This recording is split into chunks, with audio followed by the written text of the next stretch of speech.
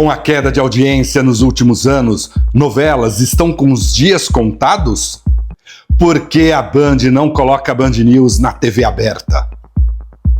Por que os vilões são mais interessantes nos dias atuais? Estes e outros destaques aqui no Vanucci Responde. Olá, seja bem-vindo ao No Play News, seja bem-vindo ao canal do Vanucci aqui no YouTube. Mais um momento da gente falar de televisão a partir do seu olhar, a partir do seu interesse. Você sabe, pode mandar as perguntas através das minhas redes sociais, no espaço reservado aqui nos comentários aqui dos vídeos. Também pode fazer a sua pergunta, o seu comentário. Tudo isso a gente traz para cá para poder discutir e falar sobre televisão a partir do seu olhar. Não se esqueça que a partir de agora também tem o Vanucci Responde em texto lá no site canaldovanucci.com.br. Todo domingo entra lá. A gente vai separar 3, 4 mensagens que não virão aqui para o vídeo, mas que darão muita discussão também para quem gosta de ler texto, para quem gosta de guardar estes textos. Bom, vamos à primeira pergunta, que é do Thiago Vasconcelos. E o Thiago diz o seguinte: tem alguma chance da Globo fazer um remake de Toma Lá da Cá em 2025? Acho muito difícil fazer um remake de Toma Lá da Cá. Por várias questões, mesmo porque o elenco e também os autores, eles praticamente encerraram o projeto. Na cabeça deles, na carreira deles, este foi um projeto fechado. Agora, nada descarta ter um especial, porque foi um dos programas que deixaram marca registrada aí nesses 60 anos da Globo. Mas não ouvi nada sobre a possibilidade de um remake de Toma Lá da Cá. Aliás, que seriado que deixou saudade, né? Poderia ser, né? Uma boa volta aí. A gente tá precisando de bons programas humorísticos. A Globo teve uma fase boa, né? Vamos a mais uma pergunta? Essa aqui é do @modoluca, que diz o seguinte: Vanucci, gostaria de ouvir sua opinião sobre uma proposta para a programação do SBT. E se a emissora mantivesse a novela infantil inédita nas noites, mas substituísse a reprise de outras produções infantis à noite por clássicos mexicanos? Estou falando de novelas icônicas como A Usurpadora, Maria do Bairro e Rubi. Você acha que essa ideia poderia ser considerada pelos diretores do SBT? E caso fosse implantada, teria uma boa aceitação do público? Moduluca, ultimamente tem se falado muito dessa grade noturna do SBT. A volta da Usurpadora, tudo indica que voltará mesmo agora em 2025. Como vai ser, a gente não sabe. Chaves e Chapolin funcionaram nesta grade de transição, que é de dezembro até março, quando finalmente vai entrar ali a grade de 2025, com as novidades, com algumas novas apostas de Daniela Beirute. Vem aí novos programas, vem aí ajuste no período da tarde. De novembro para dezembro, o SBT não caiu, o SBT se manteve. Então, a avaliação lá na Anhanguera é que o que fizeram à tarde, o que fizeram à noite, agradou ao telespectador. Porém, na média anual, o SBT novamente desceu mais um degrau, e isso preocupa muito o alto comando lá da emissora. Por isso, vão fazer ajuste sim na grade. Pelo atual desenho, não vejo continuar Caverna Encantada e mais uma novela mexicana ali, porque já não tem mais a reprise dessa novela infantil à noite. Tem lá, no início da tarde. O que se comenta nos bastidores da Anhanguera é que provavelmente haverá ali uma redução de novelas no período da tarde para a inclusão do Casos de Família, para um reajuste ali na grade, e também mexidas à noite. Vamos torcer aí para que pelo menos esses grandes clássicos ou novelas inéditas mexicanas possam substituir a Caverna Encantada. Quando terminar a Caverna Encantada, dá um tempinho nessa linha infanto-juvenil para poder atender ao público com outras tramas, né? Já está muito claro, né, que esta linha infanto-juvenil teve um esgotamento já junto ao telespectador. Vamos a mais uma pergunta, @guishow, que diz o seguinte: o SBT precisa talvez mapear as oportunidades de mercado. Por que não uma sitcom capitaneada pelo Miguel Falabella, que sabe fazer o humor popular? Acho que pode ser um vento fresco em meio aos enlatados que todas as outras emissoras estão optando por trazer. Gui, você falou aí, você citou um bom autor, um autor que sabe fazer humor popular, um autor que sabe fazer histórias populares e sofisticadas também. Vê os musicais no teatro, vê o filme que faz, tem uma linguagem muito moderna. Mas, ao mesmo tempo, todas as suas produções em seriados, né, que tiveram a assinatura do Miguel Falabella, sempre trouxeram esse humor popular e conquistaram a massa, né? Acho que é uma boa opção. Mas o SBT não quer esse humor popular, por enquanto, ali, em forma de sitcom. vai mexer nas novelas e aí pensar depois na sua programação de humor. Tem ali a Praça é Nossa funcionando por enquanto. Acho que seria uma boa pedida, sim. Gosto da sua ideia. Gosto da sua ideia. E Miguel Falabella é o autor que faz falta na televisão. Vamos a mais uma pergunta? Kivson. O Kivson diz o seguinte: boa noite, a Band tem um jornalismo muito bom e bastante dinâmico. A Band News TV é ótima, porém fica na lanterninha entre os canais de notícia. Não existe nenhuma possibilidade do Grupo Bandeirantes abrir o sinal do seu canal de jornalismo para a nova parabólica, onde estão já suas principais concorrentes a fim de potencializar sua cobertura? Kivson, a Band News é uma excelente marca. A rádio Band News é conhecida no Brasil inteiro. E a TV poderia ter um desempenho muito maior, porque traz sim uma boa qualidade, pode fazer até uma comunicação melhor com a rádio. Agora, falta vontade de colocar numa parabólica, falta vontade de colocar na TV aberta. Imagina só se a programação da Band News TV também é exibida no Canal 21.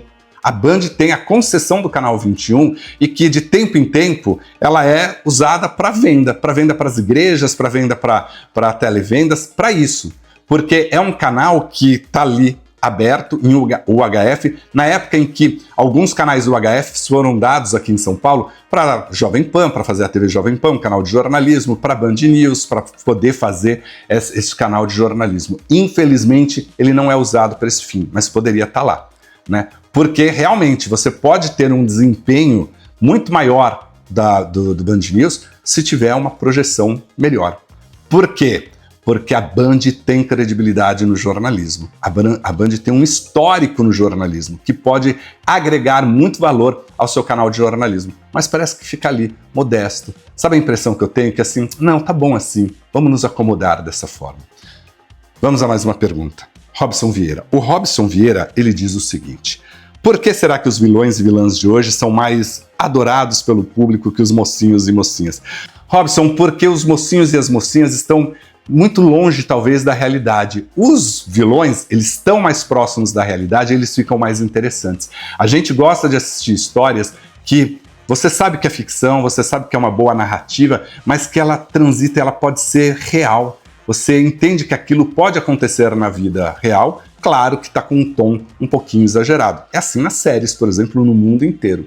Mas os vilões sempre chamam a atenção, né? Falta aqui no Brasil, nas últimas novelas, um grande herói. Um herói capaz de você torcer para ele. Vê a mania de você, a gente torce pelo Mavi, que é o vilão. Você não consegue torcer pelo Rudá, você não consegue torcer pela Viola. Até a Luma tem torcida, porque a Luma também é aquela lá, né? Ela quer tudo pelo dinheiro, ela não é má, ela não é boa, mas ela é gananciosa, né? Então eu acho que eles são muito mais interessantes. O que os autores modernos estão fazendo é cada vez sujar mais esses mocinhos. Os mocinhos são sim, né? Os mocinhos, as mocinhas são bons, têm as virtudes positivas, mas de vez em quando dão as derrapadas, como a gente dá a derrapada na vida real.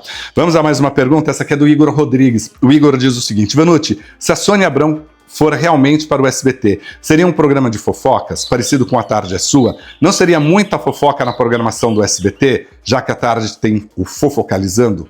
Igor, aí é uma questão que o SBT ainda vai analisar muito nas próximas semanas, até bater a sua grade. Eu acho difícil a Sônia Abrão ir para o SBT. O nome dela foi pensado sim pelos diretores, entrou em várias reuniões de conselho, porque é um nome que dá audiência na Rede TV, pega do zero, entrega para o zero e dá quase 2 pontos de pico.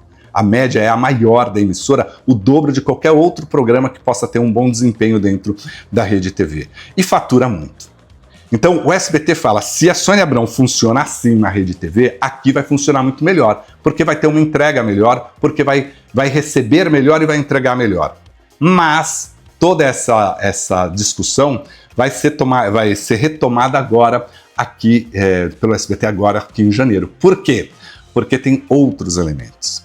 Pode ter Kátia, o passe livre da Kátia lá na Band. E a Kátia também pode ser uma opção para as manhãs do SBT. Agora, se a Sônia Abrão vai, e tem fofoca ali, tem fofoca no Fofocalizando, atualmente tem o Felipe Campos também no Primeiro Impacto com fofoca. Então, assim, esse vai ser um elemento que talvez seja presente no SBT das primeiras horas até adiante. Já ouvi até falar assim, não, mas se a Kátia vier e ela pega esse horário que avança ali pela hora do almoço, ela vai ter o departamento dela de fofoca. O Felipe pode ir para o Primeiro Impacto lá no início, ter fofoca, porque estes quadros funcionam. Aliás, isto vale como uma boa lição para os executivos das emissoras de TV. Todos. Falar sobre celebridades, falar sobre os bastidores da própria TV, falar sobre as novelas, falar sobre a programação que a gente assiste, isso dá retorno da audiência. Não pode ter vergonha de fazer.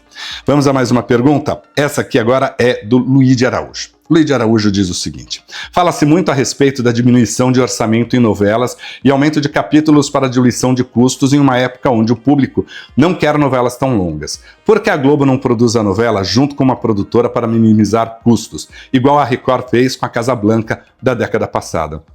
Luiz, a tendência é essa. A tendência é cada vez mais a Globo produzir produtos em parceria. The Masked tá lá, né? Ninguém imaginava um programa aos domingos de auditório com um apresentador da Globo, com jurados da Globo, com artistas da Globo, produzidos pela Endemol. Ninguém imaginava isso. E foi lá e aconteceu. E foi uma parceria muito bem sucedida. A supervisão artística da Globo, há um diretor sempre supervisionando o programa, mas a realização, os custos, tá ali com a Endemol. E aí, as duas emissoras saem ganhando. Barateia o processo para todo mundo. Talvez isso aconteça mais adiante. Agora, qual que é o problema? A Globo tem grandes estúdios, né? Para produzir novelas, filmes, séries, para produzir boa dramaturgia. Então, a princípio, não faz sentido ela locar esse estúdio para uma produtora para tentar ganhar o valor de locação e pagar ainda para a produtora, né? A Record montou o REC 9 e depois ela se associou, passou o REC 9 para a Casa Blanca, hoje é para outra emissora, para outra produtora, e assim vai. E faz as novelas diluindo esse custo. A Globo não. A Globo ela internaliza este produto porque tem uma boa capacidade de produção. Tem bons estúdios, tem boa tecnologia, bons autores, tá tudo ali na mão. Acho difícil na dramaturgia, mas no entretenimento cada vez mais as parcerias serão realidade lá na Globo. Vamos a mais uma pergunta? Joel Santos. O Joel diz o seguinte: Vanucci, a Globo já pensou em ter um canal aberto de esportes? Talvez, quem sabe, levar o Sport TV para sinal aberto. A Band parece que iria fazer isso com o 21, mas não vingou. Joelson, lá atrás, na década de 90, quando surgiram os canais UHF, né, que aí a TV Jovem Pan foi beneficiada ali com uma concessão, o canal 16, depois o canal 21 para a Band, chegou-se a comentar que a Globo pegaria um canal UHF para colocar ali um canal de jornalismo. Foi para a Globo News, fez ali na TV por assinatura, e fez o Sport TV lá também. Não vejo hoje nenhum comentário de que possa haver um movimento contrário, de pegar esses canais, esses conteúdos e colocar numa TV aberta. Porque pode oferecer tudo isso também através das plataformas digitais, através do Globoplay. E aí o custo é muito menor. Porque o custo de manutenção de uma TV aberta, ela é alta. Você tem o custo de transmissão, você tem a torre, né, a locação de torre, você tem equipamentos para puxar o sinal, para transmitir o sinal, enfim, muita coisa. É um investimento muito alto e um custo mensal de manutenção muito alto. Acho que dentro do que tem ali, todo o conteúdo exclusivo e selecionado e nichado deve cada vez ser mais valorizado nas plataformas digitais mesmo. Bom, este é o Vanucci Responde. Você sabe, pode fazer as suas perguntas através das minhas redes sociais, pode fazer também perguntas no espaço reservado aos comentários aqui nos vídeos ou lá no portal Alta Definição com Vanucci. Agora, a pergunta do William Rodrigues, e ele diz o seguinte: Vanucci, fiquei sabendo que a Band fez uma parceria com a Max para exibir alguns conteúdos. Você não acha que seria uma ótima ideia as emissoras de TV fazerem parceria com os streamers para compartilharem conteúdo? Acho que isso seria benéfico para ambos os lados. William, não é a primeira vez que uma emissora de televisão faz uma parceria com uma plataforma de streaming ou com um canal pago para a realização de um programa. O SBT, por exemplo, fez várias temporadas do Bake Off em parceria com a Discovery, fez várias temporadas de outros realities, inclusive o Esquadrão da Moda, em parceria com canais pagos. A Band faz isso já com a Endemol, com os próprios canais ali em relação ao MasterChef. Sempre há essa possibilidade de parcerias para a TV aberta ser a primeira janela, a TV fechada ser a segunda janela, e assim você conseguir otimizar custos, diminuir o impacto orçamentário. Esta é uma realidade cada vez maior na televisão brasileira. A SBT já fez isso, a Record já fez isso, a Band já fez isso, a Rede TV também já realizou isso. Cada vez mais a gente vai ver estas parcerias. Por quê? Porque o digital depende da TV aberta para se propagar, para mostrar que tem ali grandes produtos. O digital tem 30% da plateia, a TV aberta tem 70% dessa plateia. O digital, para crescer ou para chamar uma audiência maior para aquele produto, depende da TV aberta. Então essa parceria sempre é boa para os dois lados. Interessa às plataformas de streaming e interessa também aos canais por assinatura. A Band já tem essa parceria através de alguns realities que estão ali, através de alguns documentários, essa faixa Max, E a ideia, e já colocou inclusive a série que estava lá com a Juliana Paes, Agora a ideia é avançar um pouquinho mais, tentar fazer uma parceria conjunta ao mesmo tempo. Vamos ver se a Band consegue isso. Por enquanto, a parceria vai ser para Romaria, para novela, para realmente viabilizar uma novela na sua grade. A próxima pergunta agora é do Bruno MC Barros, e ele diz o seguinte: Vanucci, lendo alguns textos sobre a novela Um Sonho a Mais, de 1985, com Neila Torraca no papel principal, que chega agora em 2025 no Globoplay, verifiquei que foi considerada um fracasso com 50 pontos. Atualmente, uma novela ruim de audiência gira em torno de 20 pontos. Você acredita que nos atuais patamares de audiência e faturamento, novelas e grandes produções terão sustentabilidade econômica a longo prazo para se manter no ar? Quais as estratégias as emissoras de televisão, especialmente a Globo, deverão adotar para que haja viabilidade desses projetos? Bruno, 50 pontos lá em 1985 representava uma quantidade muito diferente dos 50 pontos de audiência nos dias atuais. Cada ponto foi sendo atualizado e equivale mais ou menos a 1% da população brasileira ou da população daquela cidade, daquela região, para ter uma amostragem ali. A partir dali você faz uma projeção de quantas pessoas estão assistindo aquele programa, de quantas pessoas foram impactadas com aquele conteúdo. É assim a medição de audiência. Por isso que hoje você vai ter uma novela de maior sucesso, com 30 e poucos pontos, vai explodir, vai equivaler aos 70 daquela época. Além disso, naquela época, em 1985, não tinha muito concorrente para a Globo, não. Estava começando a chegar ali SBT, Manchete, Era uma outra história ali. Mas, nos dias atuais, esta audiência está muito pulverizada. Não só na TV aberta, não só na TV fechada, também no digital. Lá em 1985 não tinha canal por assinatura e não tinha plataforma digital, tudo concentrado na televisão. Então são duas medidas muito diferentes para você avaliar o que era fracasso naquela época e o que é fracasso nessa época. Óbvio que as emissoras não querem perder a audiência, Então, se uma novela antes de Um Sonho a Mais marcou 60 pontos, 50 é ruim para a Globo. Mas também esse patamar foi descendo, foi diminuindo muito nas duas últimas décadas, Com toda a chegada de novas formas da gente consumir conteúdo. Bom, diante de tudo isso, qual que é o desafio das emissoras de TV e das plataformas digitais? Viabilizar a produção.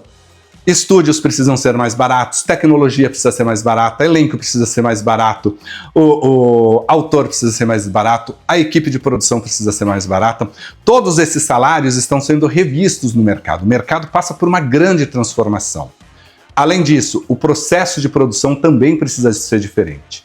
Não dá, por exemplo, nos dias atuais, você ter uma novela tipo a do Manuel Carlos, que ele escrevia quase que com a cena no ar.